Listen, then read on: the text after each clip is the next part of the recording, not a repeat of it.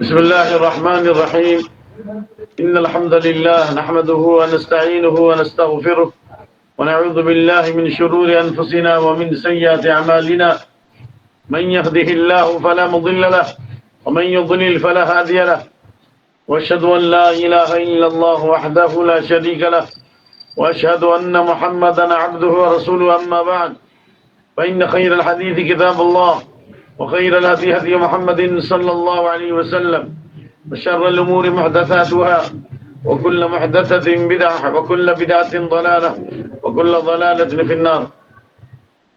أعوذ بالله السميع العليم من الشيطان الرجيم. ومن يشرك بالله فكأنما خر من السماء فتخطفه الطير أو تهوي به الريح في مكان سحيق. اللهم إنا نعوذ بك أن نشرك بك شيئا نعلمه ونستغفرك لما لا نعلمه. اللهم حبب إلينا الإيمان وزينه في قلوبنا وكره إلينا الكفر والفسوق والعصيان واجعلنا من الراشدين. اللهم اجعلنا من الراشدين. اللهم زينا بزينة الإيمان واجعلنا هداة مهتدين. رب اشرح لي صدري ويسر لي أمري واحلل عقدة من لساني يفقهوا قولي. رب زدني علما. اللهم انفعنا بما علمتنا وعلمنا ما ينفعنا وزدنا علما. گزشتہ درس میں شرک کی غلاظت اور شرک کی قباحت، شرک کی شناعت اور شرک کے فتنے سے آگاہ کیا گیا، اور یہ بتایا گیا کہ جس کا ایمان جس قدر قوی اور مضبوط ہوگا اسی قدر وہ شرک سے ڈرے گا اور شرک سے خوف کھائے گا. جس طرح ابراہیم علیہ السلام امام الحنفاء ہیں، امام الموحدین ہیں، جن پر اللہ تعالیٰ نے آنکھ کو سلامتی بنا دیا اور جنہیں قیامت کے دن سب سے پہلے اللہ عزت کا لباس پہنائے گا، انہیں اپنے اوپر اور اپنی اولاد پر شرک کا خوف تھا. اور مومن کے ایمان کی علامت یہ ہے کہ وہ شرک سے بچتا ہو اور شرک سے ڈرتا ہو. کیوں؟ اس لیے کہ تمام اعمال کو باطل کرنے والی چیزیں ہیں. میں نے یہ بھی بتایا کہ شرک کی 3 قسمیں ہیں، جن میں شرک اکبر اور شرک اکبر کی 4 قسمیں بتائی گئیں. یعنی دعا میں شرک کرنا، نیتوں میں شرک کرنا، اطاعت والا شرک، اللہ کے علاوہ غیر اللہ کی اطاعت کرنا، اور شرک فی المحبہ، اور اس کے بعد شرک اصغر اور شرک جلی ہے. ابھی شرک اصغر کا بیان ہونے والا ہے اور اس سلسلے میں حدیث ہے، انشاءاللہ فائدہ ہوگا. میں نے آپ کی خدمت میں بتایا تھا شرک اصغر کی 2 قسمیں بتائی تھی کل، ایک شرک فی القول اور ایک شرک فی العمل. قول یا قولی شرک جو زبان سے انسان غیر ارادی طور پہ بولتا ہے، ماشاء اللہ شرک، جو اللہ چاہے جو آپ چاہیں. آپ صلی اللہ علیہ وسلم نے جب ایک صحابی کو یہ کہتے ہوئے سنا، جو اللہ چاہے جو آپ چاہیں، یعنی اللہ کی چاہت اور رسول اللہ صلی اللہ علیہ وسلم کی چاہت کے درمیان اس نے فصل پیدا نہیں کیا، ثم کا لفظ نہیں لایا، پھر آپ چاہیں الفاظ میں برابری استعمال کی، تو آپ نے فرمایا جعلتنی للہ ندا، کیا تم نے مجھ کو اللہ کا شریک بنا دیا. اور شرک اصغر کی دوسری قسم فعلی شرک، جس میں تعویذ گنڈے پلیتے اور اسی طریقے سے بدشگونی وغیرہ ہے. لیکن شرک اصغر کی ایک اور قسم ہے اعتقادی شرک. اعتقادی شرک یہ ریاکاری ہے، یہ دکھاوا ہے. انسان کوئی عمل کرے لیکن مقصد یہ ہو کہ دنیا والے خوش ہو جائیں. آدمی عمل اللہ کے لیے شروع کرے لیکن بعد میں غیر اللہ کی نیت آ جائے، یہ شرک اصغر ہے. لیکن عمل کی بنیادی ریاکاری پر ہو، یہ مومن سے ایسا نہیں ہو سکتا، تو یہ شرک اکبر ہوگا. جیسا کہ اللہ تعالیٰ نے منافقوں کے بارے میں کہا وَإِذَا قَامُوا إِلَى الصَّلَاةِ قَامُوا كُسَالَىٰ يُرَاءُونَ النَّاسَ، جب وہ نماز کے لیے کھڑے ہوتے ہیں سستی اور کاہلی سے کھڑے ہوتے ہیں اور لوگوں کو دکھلاتے ہیں. اللہ نے منافقین کی نماز کے بارے میں کہا فَوَيْلٌ لِّلْمُصَلِّينَ الَّذِينَ هُمْ عَن صَلَاتِهِمْ سَاهُونَ الَّذِينَ هُمْ يُرَاءُونَ وَيَمْنَعُونَ الْمَاعُونَ. ویل ہے ان نمازیوں کے لیے جو اپنی نمازوں سے بھول جاتے ہیں، غفلت اختیار کرتے ہیں، نمازوں سے سہو کرتے ہیں، نماز چھوڑ دیتے ہیں، نماز کو ٹال کے پڑھتے ہیں یا بے توجہی کے ساتھ نماز پڑھتے ہیں. یہ سب ویل للمصلین کے اندر ہے، الذین یراؤون، جو ریاکاری کرتے ہیں. تو یہ ایسی ریاکاری شرک اکبر تک ہے. لیکن جس آدمی نے عمل اللہ کی رضا کے لیے کیا، بعد میں ریاکاری پیدا ہو گئی، تو وہی عمل باطل ہوگا جس میں ریاکاری ہوئی. اس کی وجہ سے تمام اعمال باطل نہیں ہوں گے. مثال کے طور پر ایک آدمی نے 1,00,000 روپیہ دکھلا کر کے خرچ کیا اور شہرت کے لیے، ناموری کے لیے خرچ کیا تو اس کا ثواب ضائع ہوگا، لیکن اگر اس نے 10 روپیہ چھپا کر کے دیا یا اللہ کی رضا کے لیے دیا تو اس 10 روپیہ کا ثواب باقی رہے گا۔ جس طرح آدمی نے فرض نماز اللہ کے لیے پڑھی تو وہ نماز قبول ہوگی، اور دکھاوے کے لیے نفل نماز پڑھی تو وہ نفل نماز کا ثواب نہیں ملے گا۔ نفل نماز کے باطل ہونے سے یہ لازم نہیں آتا کہ فرض نماز کا ثواب ضائع ہو جائے، لیکن شرک اکبر سے سارے اعمال ضائع برباد ہو جائیں گے۔ کیوں؟ اس لیے کہ اللہ تعالیٰ نے فرمایا وَمَن يُشْرِكْ بِاللَّهِ فَكَأَنَّمَا خَرَّ مِنَ السَّمَاءِ، جس نے اللہ کے ساتھ شرک کیا وہ آسمان سے گویا گر پڑا، یعنی آسمان کی بلندیوں سے گر پڑا، اور جب آسمان کی بلندی سے گرے گا تو کیا ہوگا؟ فَتَخْطَفُهُ الطَّيْرُ، وہ مر گیا، یعنی شرک کرنے والے کے اعمال مٹ چکے، اس کا دل مر چکا، ایمان مٹ چکا، اور فَتَخْطَفُهُ الطَّيْرُ، چڑیوں نے اچک لیا، یعنی شیطان نے اس کے دین اور ایمان کو اچک لیا، او تحوی بہ الريح فی مکان سحیق، یا ہواؤں نے دور دراز مکان پہ پھینک دیا، یعنی وہ خواہشات کا غلام ہو گیا۔ اس لیے یہ شرک اکبر ہے۔ اور شرک کی تیسری قسم شرک خفی ہے، جس کی وضاحتی باتیں اور جس کی تفصیلات انشاءاللہ اگلے ابواب میں ہوں گی انشاءاللہ، باب الریا میں۔ لیکن اللہ کے نبی صلی اللہ علیہ وسلم کی جو حدیث ہے شرک فی هذه الامہ اخفی من دبیب النمل علی صفات سوداء فی ظلمۃ اللیل، رات کے اندھیرے میں چکنے پتھر پر جس طرح چیونٹی چلتی ہے، اس سے بھی ہلکے انداز میں شرک داخل ہو جائے گا، یعنی چھپا ہوا شرک، یعنی نیتوں میں، ارادوں میں شرک، غیر ارادی طور پر شرک داخل ہو جائے گا۔ غیر اللہ کی ہیبت، غیر اللہ کا دبدبہ، غیر اللہ کے خوف سے کانپنا، یہ شرک خفی ہے۔ اور شرک خفی کے اندر اکبر اور اصغر دونوں شامل ہیں۔ اکبر تو یہی ہے جو میں نے آپ کے سامنے پیش کیا، غیر اللہ پر مکمل بھروسہ کرنا، غیر اللہ کے خوف سے ڈرنا اور کانپنا، اور 11ویں نہیں کی تو یہ سمجھا کہ بھینس مر جائے گی، یا کوئی بچہ مر گیا تو یہ سمجھا کہ ہم نے غیر اللہ کے نام پر چڑھاوا نہیں چڑھایا، نعوذ باللہ، یہ شرک اکبر ہے۔ لیکن شرک خفی میں شرک اصغر کی بھی ایک قسم ہے، جیسا کہ ابو سعید خدری والی حدیث میں یہ موجود ہے، اور اگلے باب میں بھی انشاءاللہ آئے گا، اللہ تعالیٰ آسان فرمائے، کہ صحابہ کرام جب دجال کے فتنے کا تذکرہ کر رہے تھے تو آپ صلی اللہ علیہ وسلم نے فرمایا الا اخبرکم بما هو اخوف علیکم عندی من المسیح الدجال، کیا میں تم کو خبر نہ دے دوں ان فتنوں کی جو میری نگاہ میں مسیح دجال کے فتنے سے بھی زیادہ تباہ کن ہیں، خوفناک ہیں، تشویشناک ہیں۔ صحابہ نے کہا کیوں نہیں اللہ کے نبی صلی اللہ علیہ وسلم؟ تو آپ نے فرمایا شرک الخفی، پوشیدہ شرک، خفیہ شرک، سیکریٹ شرک، اور اس کی مثال دی فیقوم الرجل فیزین صلاته لما یرى من نظر الرجل، اس کی مثال یہ کہ ایک آدمی کھڑا ہوتا ہے نماز کو خشوع و خضوع سے بظاہر ادا کرتا ہے، لمبا رکوع کرتا ہے، لمبا سجدہ کرتا ہے، تصنع کرتا ہے، لیکن دل میں نیت ہوتی ہے کہ لوگ دیکھ رہے ہوں اور لوگ میری نماز کی تعریف کریں اور میرے اوپر تبصرہ کریں تاکہ لوگوں کے نزدیک میرا مقام بڑھے۔ تو بظاہر عمل تو خوشنما ہے، بظاہر عمل تو سنت کے مطابق ہے، بظاہر عمل میں تو اطمینان و سکون ہے، لیکن شرک خفی ہے یہ، یعنی پوشیدہ شرک ہے، یہ ریاکاری والا شرک ہے، یہ شرک اصغر کی قسموں میں سے ہے۔ تو بہرحال اس اعتبار سے شرک اصغر کی 3 قسمیں مانی جائیں گی، قولی اور فعلی اور قلبی، جیسا کہ بعض اہل علم نے کہا، اور بعض نے 2 ہی قسمیں بیان کی ہیں، اللہ تعالیٰ زیادہ جانتا ہے، لیکن صحیح بات یہ ہے کہ شرک اصغر کی 3 قسمیں قولی، فعلی اور قلبی۔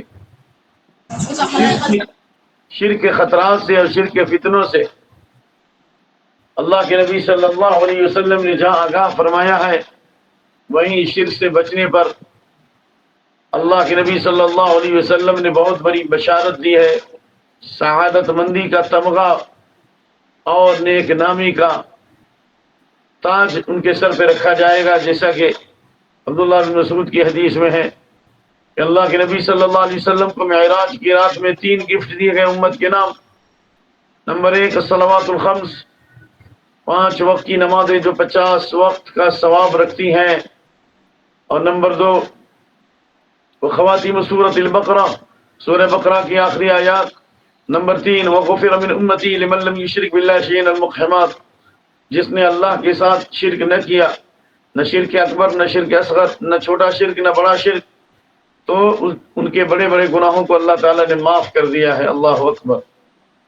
یعنی شرک سے بچنے کی وجہ سے اللہ بڑے گناہوں کو معاف کرے گا، یا تو اللہ خالص توبہ کی توفیق عطا فرمائے گا اور مرنے سے پہلے اللہ تعالیٰ اسے پاک صاف کر کے اٹھائے گا، یا یہ کہ اگر گناہ بھی ہو گئے لیکن انسان شرک اکبر اور اصغر سے بچتا رہا تو اللہ تعالیٰ اس تقوی اور بزرگی اور استغفار اور رجوع الی اللہ اور انابت الی اللہ کی اثر انگیزی اور دل پذیری اور اس کی برکت سے اللہ تعالیٰ تمام گناہوں کو، کبیرہ گناہوں کو بھی معاف کر دے گا۔ یہ کیونکہ اللہ اس بات پہ قادر ہے، ان اللہ لا یغفر ان یشرک بہ ویغفر ما دون ذلک لمن یشاء۔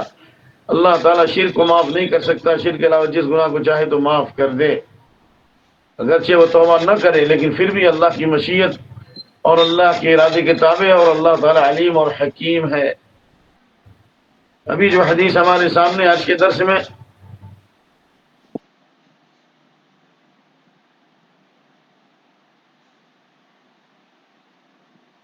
امام احمد اور امام طبرانی نے روایت کیا ہے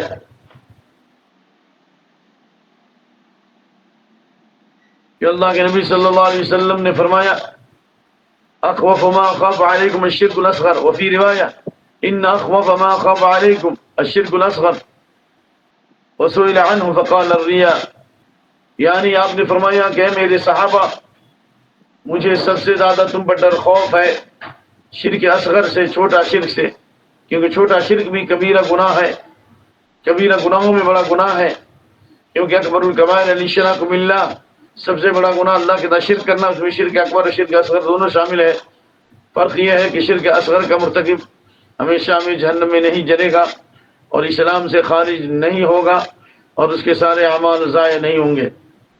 آپ سے پوچھا گیا کہ یہ شرک اصغر کیا ہے، تو آپ نے فرمایا ریاکاری، دکھاوا، اور اس حدیث میں یہ تذکرہ ہے کہ جب لوگوں کو ان کے اعمال کا بدلہ دیا جائے گا، جب لوگوں کو اعمال کا بدلہ دیا جائے گا تو اللہ فرمائے گا اذهبوا الى الذين كنتم تراؤون في الدنيا، جاؤ ان لوگوں کے پاس جن کی شہرت کے لیے، جن کی ناموری کے لیے، یعنی اپنی شہرت ناموری کے لیے جن کے پاس عمل کرتے تھے ان سے بدلہ لو، جن کی رضا کے لیے، جن کی خوشنودی کے لیے عمل کرتے تھے ان کے پاس جاؤ، تمہارا کوئی بدلہ یہاں پہ نہیں ہے۔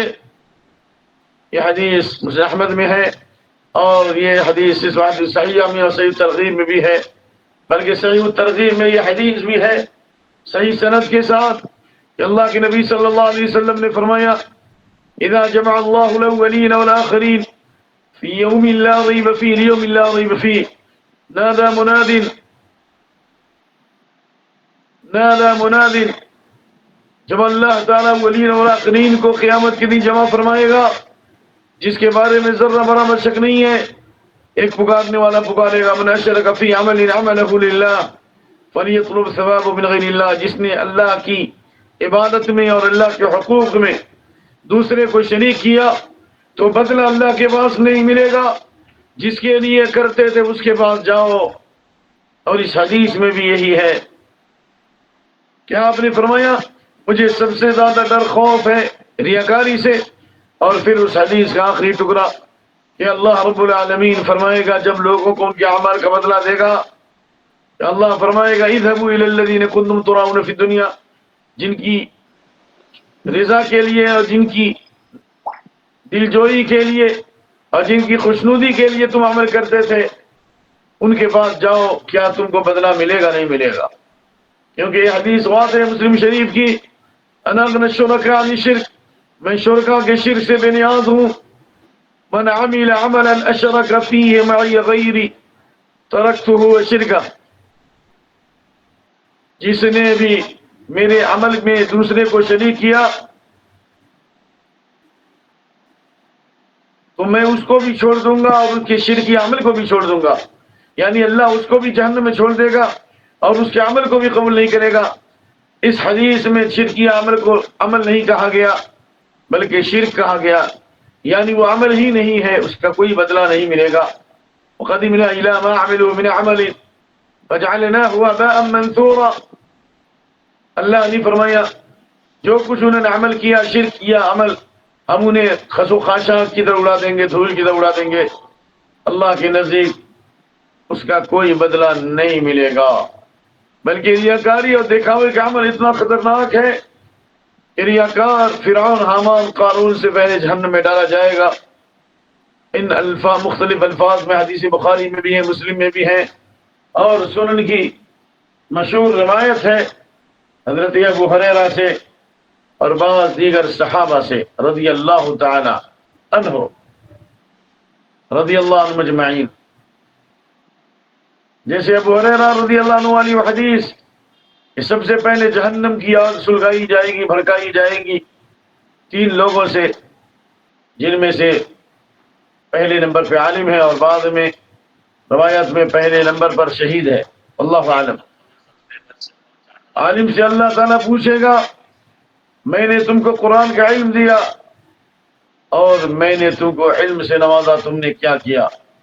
کہ گئے اللہ قرأت القرآن، اللہ میں نے قرآن پڑھا اور سیکھا اور سکھایا تیری رضا کے لیے، اور میں نے علم کو پھیلایا۔ اللہ فرمائے گا تو جھوٹا ہے، تو نے قرآن اس لیے سیکھا تھا کہ تجھے قاری کہا جائے، اور تو نے علم کی خوبصورتی سے اپنے آپ کو مزین کیا تاکہ تجھے عالم کہا جائے، تیرا یہاں کوئی بدلہ نہیں دنیا میں کہا گیا۔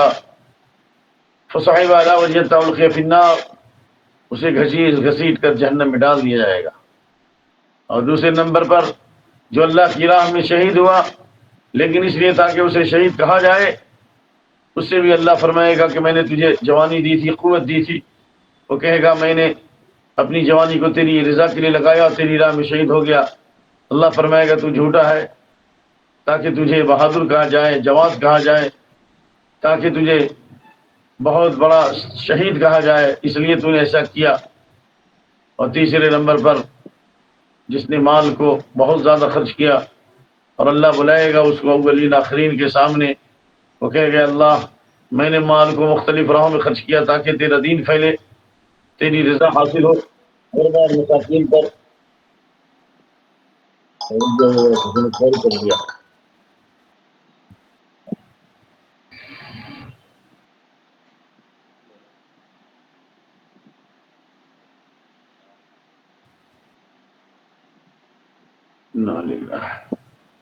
اللہ رب العالمین اس سے فرمائے گا کہ تو نے مال جو خرچ کیا اس لیے تاکہ تجھے سخی کہا جائے، تجھے داتا کہا جائے، دنیا میں کہا گیا یہاں پر تمہارے لیے کوئی بدلہ نہیں ہے، پھر اسے گھسیٹ کر جہنم میں ڈال دیا جائے گا۔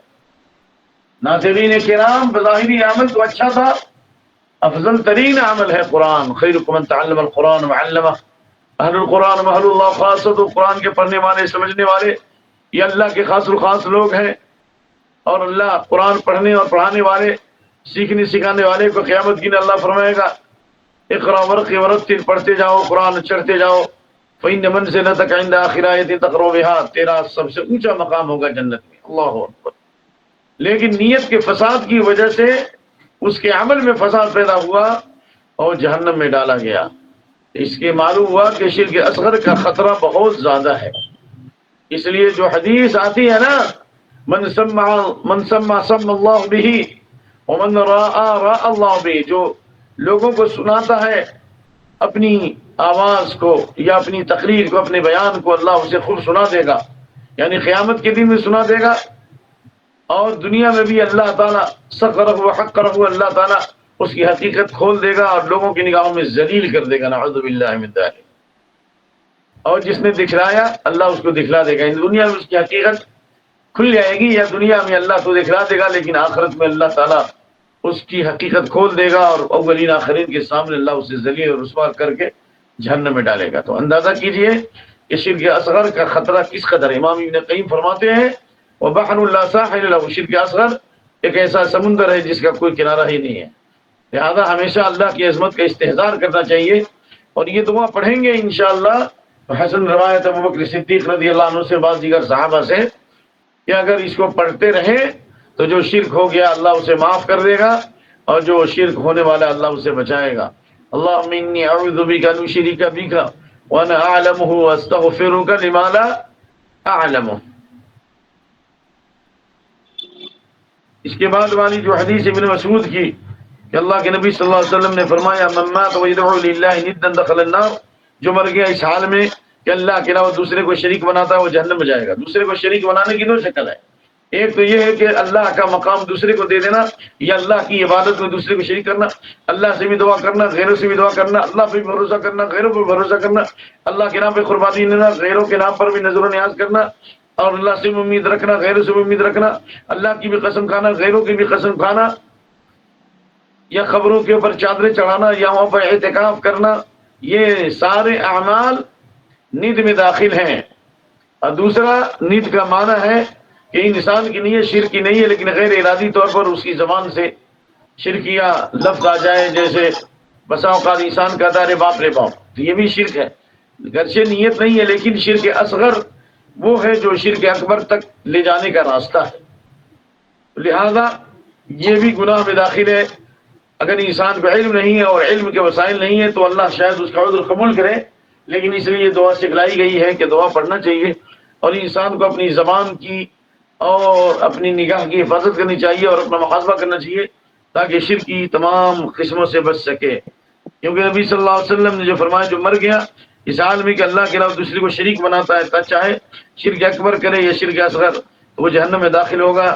فرق یہ ہے کہ شرک اصغر والا جہنم سے نکالا جائے گا، شرک اکبر والا جہنم سے نہیں نکالا جائے گا۔ یہ دعو للہ کا معنی ہوا کہ دعا کرتا ہے، یعنی عبادت کی دو قسمیں ہیں، دعائیں عبادت اور دعائیں مسئلہ، یعنی چاہے وہ دعائیں عبادت ہو یا دعائیں مسئلہ ہو۔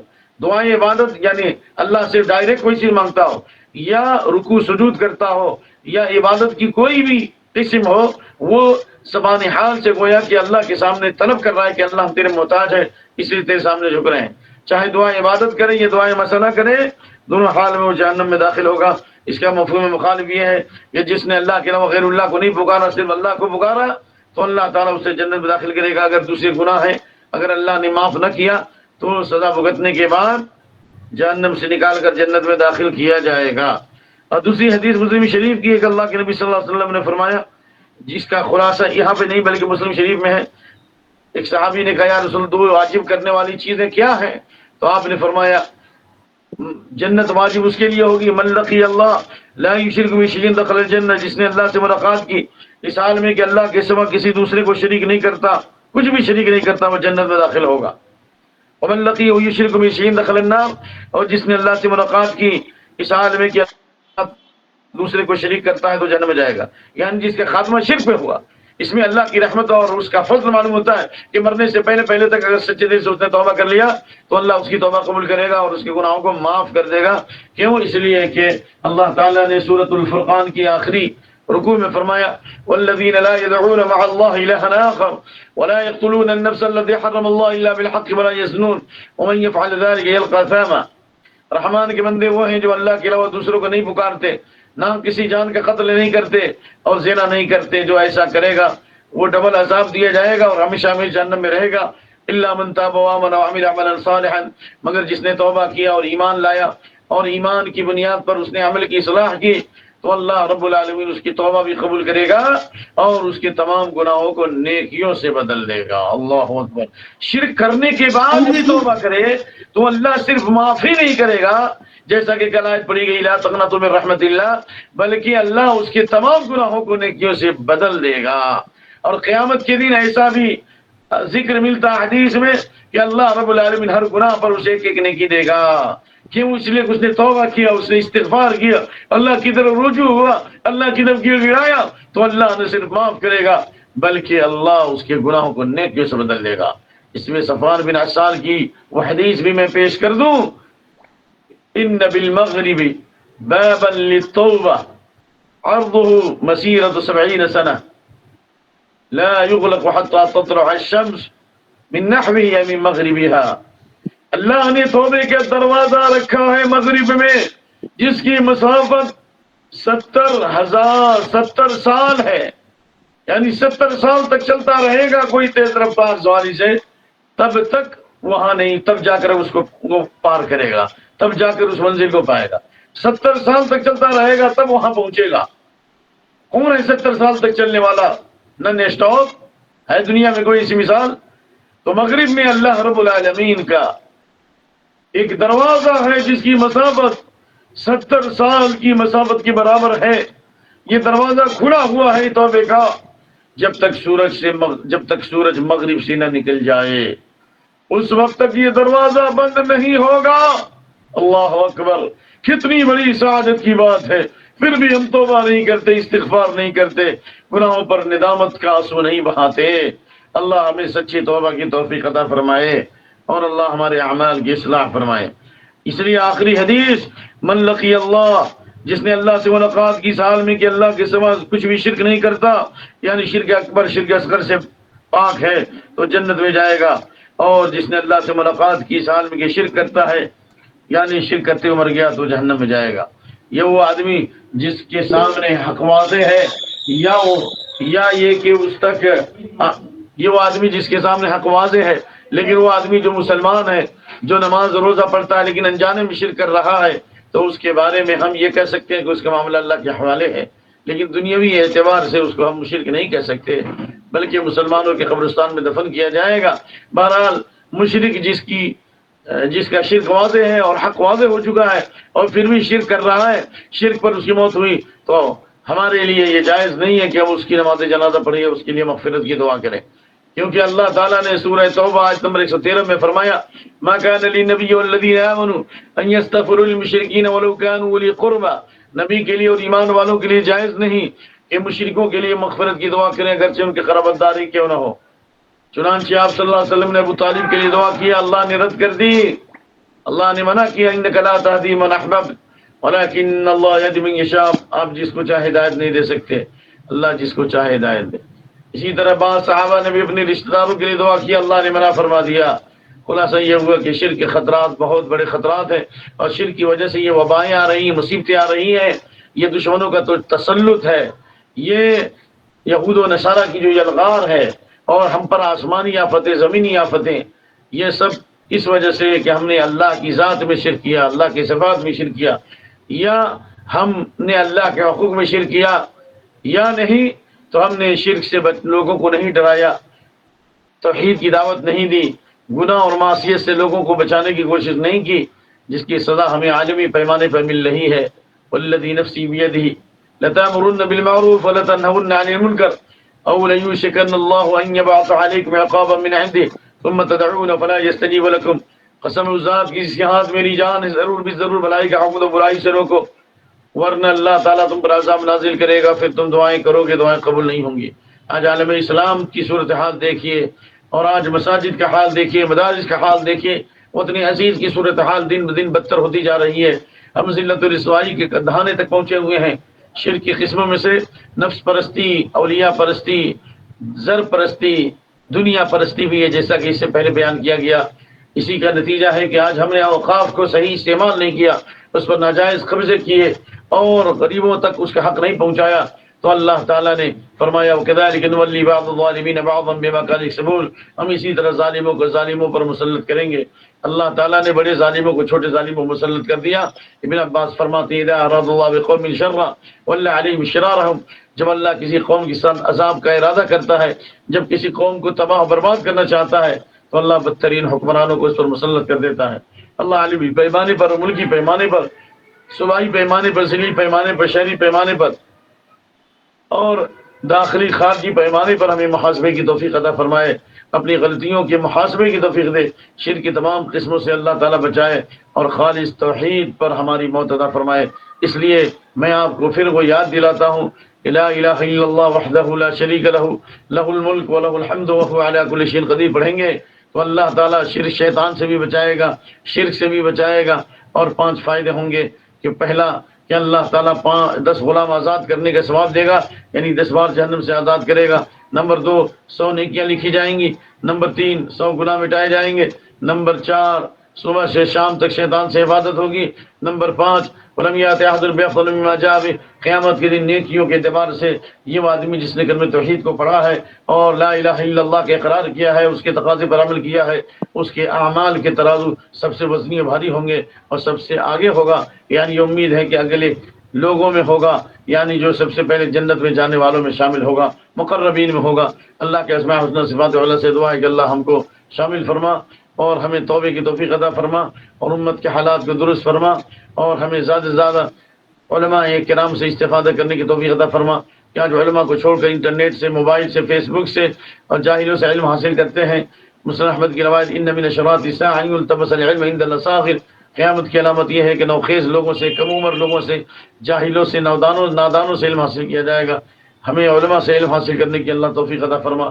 سبح القدوس رب الملائکۃ والروح سبحان ذی الجبروت والملکوت والکبریاء والعظمہ اللهم إني أسألك بأني أشهد أنك أنت الله لا إله إلا أنت الأحد الصمد الذي لم يلد ولم يولد ولم يكن له كفوا أحد أن تزكي نفوسنا وتطهر قلوبنا وتحسن فروجنا وتغفر ذنوبنا وتشفي صدورنا وتيسر أمورنا اللهم علمنا الكتاب الحكمة اللهم فقهنا في الدين وعلمنا التأويل اللهم فقهنا في الدين وعلمنا التأويل اللهم فقهنا في الدين وعلمنا التأويل سبحان ربك رب العزة عما يصفون وسلام على المرسلين والحمد لله رب العالمين والسلام علیکم ورحمۃ اللہ وبرکاتہ۔ 5 منٹ سوال جواب کر سکتے ہیں کیونکہ آج 10 بجے ختم ہو چکا ہے۔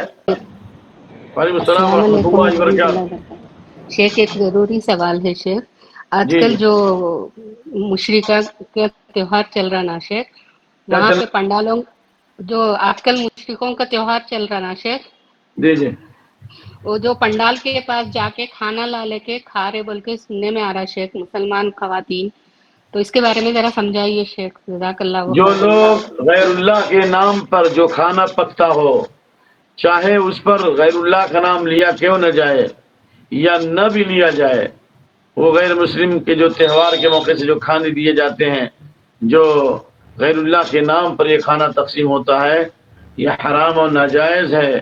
اللہ نے فرمایا وما اہل بغیر اللہ، ہر وہ کھانا جس پر غیر اللہ کا نام لیا جائے یہ جائز نہیں ہے۔ سور کا گوشت اگر آپ کھا لیں جان بچانے کے لیے تو یہ جائز ہے، لیکن شرک کرنا جائز نہیں۔ لا تشرک باللہ وإن قتلت وحرق وإن قطعت وحرق، دونوں روایت۔ اللہ کے ساتھ شرک مت کرو، اگرچہ تمہیں ٹکڑے ٹکڑے کر دیا جائے، اگرچہ تمہیں جلا دیا جائے، پھر بھی شرک نہ کرو، لہذا یہ جائز نہیں ہے۔ اور ان کو مکھی والی حدیث معلوم ہونی چاہیے، دخل رجل الجنت فی ذباب ودخل رجل النار فی ذباب۔ ایک مکھی کی وجہ سے ایک آدمی جہنم میں چلا گیا اور ایک آدمی جنت میں چلا گیا۔ جس نے چڑھا دیا مکھی وہ جہنم میں چلا گیا، جس نے نہیں چڑھایا، درگاہیوں نے، درباریوں نے، پجاریوں نے قتل کر دیا تو وہ جنت میں چلا گیا۔ لہذا ایک مکھی کی وجہ سے جہنم میں جا سکتا ہے، غیر اللہ کے نام پر جانور ذبح کیا جائے، کھانا مل جائے تو کیسے جائز ہو سکتا ہے؟ آپ کہیں گے یہ تو پاک اور حلال ہے، کیسے پاک حلال ہے؟ پاک حلال تو وہ ہوتا ہے جب یہ قرآن اور حدیث کے مطابق ہوتا، اللہ کے نام کا ہوتا، ورنہ اگر پاک اور حلال ہے تو چوری کا مال فاتحہ پڑھ کر کیا حلال ہو جائے گا؟ خنزیر کا گوشت اگر حیدرآباد کی بریانی بنا دی جائے تو کیا حلال ہوگا؟ نہیں ہوگا۔ تو وہ جتنا خطرناک، اس سے زیادہ خطرناک ہے کہ اس کی نسبت غیر اللہ کی طرف کی گئی ہے۔ جو آپ نے کھا لیا اسے توبہ کر لیجئے اور یہ دعا پڑھیے، اللہم انی اعوذ بک ان اشرک بک وانا اعلمہ واستغفرک لما لا اعلمہ، اور اللہ سے دعا کیجیے کہ آئندہ آپ نہ کھائیں گے۔ ہاں یہ مسئلہ ہے کہ جہاں مسلمان اقلیت میں ہے، کمزور ہے، وہاں پر وہ ہدایہ تحائف دیں تو اس کی 2 صورت ہے۔ ایک صورت تو یہ ہے کہ ڈائریکٹ کھانا پکا کے دیں، یا امام احمد بن حنبل کے قول کے مطابق مٹھائی ڈائریکٹ دکان سے دیں، یا پھل دیں آپ کو۔ اس بارے میں حضرت عائشہ وغیرہ کی بعض صحابہ کی روایات ہیں کہ اس صورت میں لینے میں کوئی حرج نہیں، لیکن عام کھانا جو وہ پکا کے دیتے ہیں اور اس کھانے کی نسبت غیر اللہ کی طرف ہوتی ہے، تو تہوار کے موقع پر یہ کھانا نہ لیں، اور اگر لے لیں تو آپ کھائیں نہیں بلکہ اسے جانوروں کو کھلا دیں یا ایسی جگہ ڈال دیں جہاں اللہ کی دوسری مخلوق کھا لے۔ اللہ تعالیٰ تو زیادہ جانتا ہے، وباللہ التوفیق۔ جزاک اللہ خیرا شیخ، بارک اللہ فیکم۔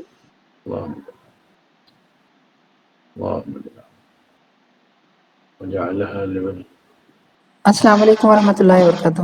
وعلیکم السلام ورحمۃ اللہ وبرکاتہ۔ جی شیخ، میرا سوال جو ہے آج کے ریلیٹڈ نہیں ہے، لیکن میں پوچھنا چاہ رہی تھی، کچھ دوسرا مسئلہ ہے۔ کیا فرض نماز کے سجدوں میں ہم ہماری زبان میں دعا مانگ سکتے ہیں اللہ رب العزت سے؟ فرض نماز کے سجدے میں یا نفل نماز کے سجدے میں دعا مانگ سکتے ہیں، لیکن سجدے کی دعائیں پڑھنے کے بعد سبحان ربی الاعلی، سبحان ربی الاعلی، سبحان ربی الاعلی، یا سبوح قدوس رب الملائکۃ والروح، یا سبحان ذی الجبروت والملکوت والکبریاء والعظمہ، سجدے کی کوئی بھی دعا پڑھنے کے بعد دعا مانگ سکتے ہیں اگر عربی نہیں آتی، ٹھیک ہے، کوئی حرج نہیں، لیکن افضل یہ ہے کہ جو دعائیں آپ کو قرآن حدیث میں یاد ہے انہیں دعاؤں کو پڑھیں۔ خلاصہ یہ ہے کہ اگر کسی کو سجدے میں دعا کرنی ہے، فرض کا نماز کا سجدہ ہو یا نفل نماز کا، کوئی حرج نہیں، کیونکہ اللہ کے نبی نے فرمایا صلی اللہ علیہ وسلم نہیں تو انقر القرآن راکعا وساجدا، رکوع سجدے میں قرآن پڑھنے سے منع کیا گیا۔ فاما الرکوع فعظموا فیہ الرب، رکوع میں اللہ کی تعظیم کرو، واما السجود فاجتہدوا فیہ الدعاء، اور سجدے میں دعا کی کوشش کرو، فقمنوا ان یستجاب لکم، سجدے کی دعا کی قبولیت کا زیادہ امکان ہے۔ متفق علیہ، بخاری مسلم، کوئی حرج نہیں ہے۔ جزاک اللہ خیرا۔ آمین۔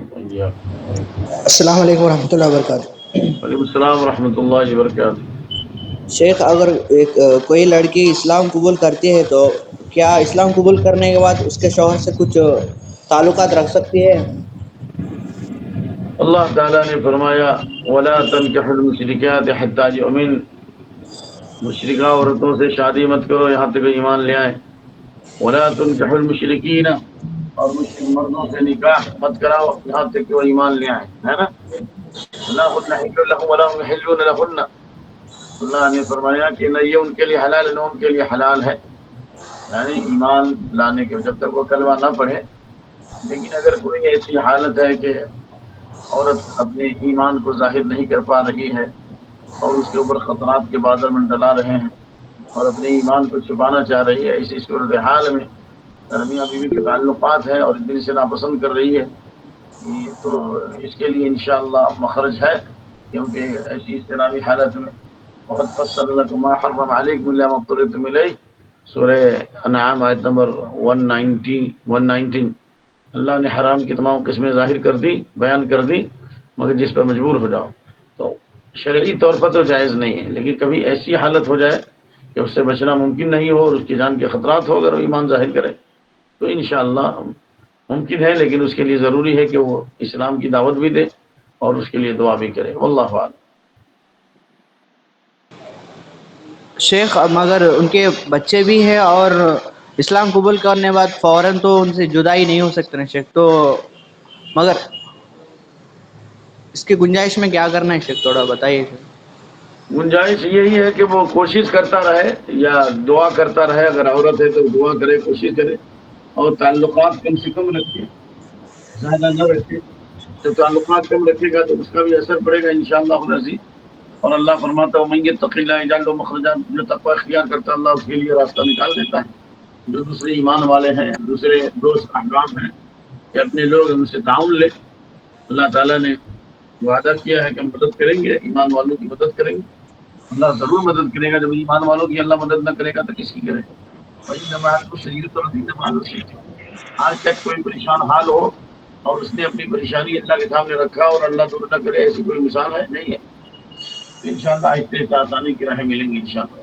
یعنی اس میں بیک وقت آج ایمان لائے آج ہی الگ ہو جائے یہ کوئی ضروری نہیں ہے، لیکن آہستہ آہستہ الگ ہو، کیوں؟ اس لیے کہ اس کے لیے خطرات کے بادل ہیں۔ لیکن اگر خطرات نہیں ہیں اور وہ اپنے دین اور ایمان کی حفاظت کر سکتا ہے اور اس کو کوئی فتنہ نہیں، تو میاں بیوی کے جو تعلقات ہوں گے درست نہیں ہوں گے، جیسا کہ آپ کو معلوم ہے حضرت زینب کا واقعہ اور ابو العاص کا۔ ابو العاص بعد میں ایمان لایا، حضرت زینب پہلے اس میں ایمان لائی۔ آپ نے کہا کہ تم اس کے لیے حلال نہیں ہے، یہاں تک کہ وہ ایمان لیا۔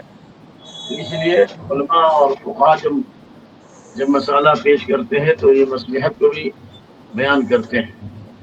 اللہ آسانی فرمائے۔ شیخ، اگر دو لوگ ملتے ہیں تو مگر گناہ نہیں ہوتا شیخ؟ میں نے مسئلہ اتنا واضح کر دیا پھر بھی آپ سوال کر رہے ہیں۔ میں نے کہا کہ جائز نہیں ہے، لیکن جہاں جان کے خطرات ہیں، جان کے لالے پڑ رہے ہیں، ابھی آپ نے ایمان ان کو نہیں پیش کیا اور اب پورا ماحول بدلا ہوا ہے، ایسی حالت میں اضطراری حالت ہے، کوشش کرے ملاقات نہ کرنے کی۔ لیکن اگر ملاقات نہ کرنے سے اس کی جان کا خطرہ ہے، کوئی بڑی مصیبت آ سکتی ہے، تو ملاقات کرے لیکن کم سے کم ملے اور وہ دعا بھی کرتا رہے، کوشش بھی کرتا رہے، تو انشاءاللہ اللہ کوئی نہ کوئی راستہ نکال دے گا۔ سمجھ میں آئی بات یا نہیں آئی؟ جی، جزاک اللہ خیر شیخ۔ اللہ آسان۔ السلام علیکم رحمۃ اللہ وبرکاتہ شیخ۔ السلام ورحمۃ اللہ، میرے خیال سے کافی تھا۔ ہاں بولی۔ جی شیخ، ایک مسئلہ تھا، ایک آدمی نے کیا ہے ایک ہی وقت میں ایک طلاق دی اور ناپاکی کی حالت میں دی، کیا وہ طلاق ہو سکتی ہے؟ اس مسئلے میں جمہور علماء اور فقہا میں اختلاف پایا جاتا ہے، یعنی جمہور علماء نہیں بلکہ علماء میں سلف میں اور خلف میں اختلاف ہے۔ جمہور علماء کے نزدیک حیض میں دی گئی طلاق واقع ہو جائے گی، لیکن امام ابن تیمیہ، امام ابن قیم اور اس دور کے بعد کبار علماء ہیں جن کا نام لینے کی ضرورت، ان کے نزدیک حیض کی طلاق واقع نہیں ہوگی، اور دونوں کی دلیل وہی حضرت ابن عمر والی روایت ہے کہ انہوں نے حیض کی حالت میں اپنی بیوی کو طلاق دیا تو آپ ناراض ہوئے اور آپ نے کہا اس کو رجوع کر لو، پھر جب یہاں تک کہ حیض کے بعد پاک ہو جائے، پھر حیض آئے پھر پاک ہو تب اسے طلاق دو۔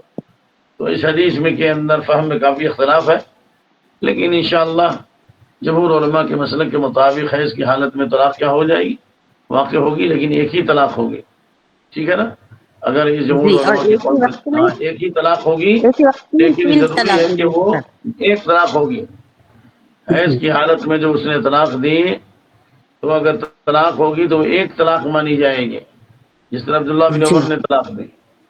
پھر جب پاک ہو جائے اور دوبارہ طلاق دے گا تو دوسری طلاق شمار ہوگی، اور پھر جی اسی زمانے میں اگر اس نے دے دیا، رجوع نہیں کیا، تیسری طلاق ہو جائے گی۔ تو اس وقت جو عام جی علماء کے جو فتاوے ہیں وہ یہی ہیں کہ حیض کی حالت میں طلاق واقع ہو جاتی ہے، لیکن اچھا، سعودیہ کے ایک ہی کبار بات علماء کا مسلک یہی ہے کہ حیض کی حالت میں طلاق واقع نہیں ہوتی۔ دونوں مسئلہ ہے جس پر چاہے عمل کرے، کیوں؟ اس لیے کہ دونوں طرف دلیل موجود ہے، لیکن اس بات کو تسلیم کرتے ہوئے کہ حیض کی حالت میں طلاق ہو جاتی ہے، لیکن وہ آدمی گنہگار ہوگا، اس کو توبہ اور استغفار کرنا چاہیے اور آئندہ سے حیض کی حالت میں طلاق نہیں دینا چاہیے، نمبر 1۔ نمبر 2، طہر کی حالت میں طلاق دے جس میں بیوی سے ملاقات نہ کرے، جیسا کہ اللہ کے نبی کی حدیث ہے صلی اللہ علیہ وسلم۔